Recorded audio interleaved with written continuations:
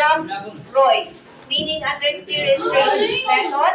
Everybody, let's recite. 2 jigger. 2 jiggers Scotch whiskey, 1 jigger sweet bergamot, dash Augusto.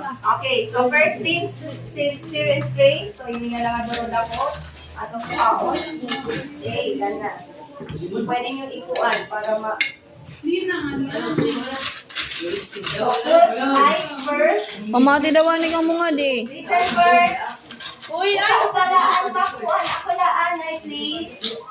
Keep quiet, anay boys, para diri ma-stress si mama.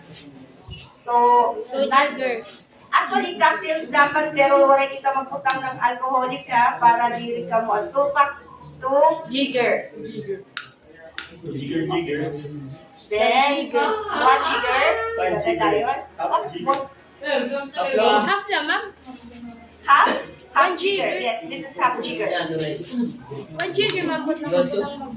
That's 1 jigger.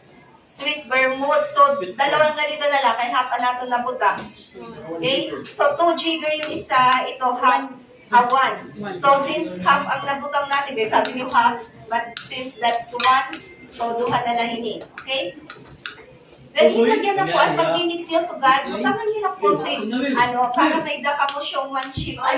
Then, ang gusto rabiters, pag madamo, mamainusan ko, ibig sabihin, tapla.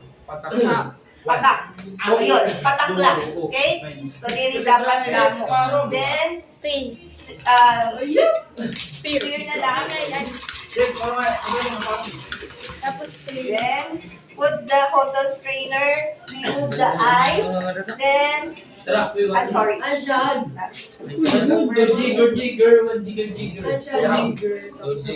Naka-reach naman.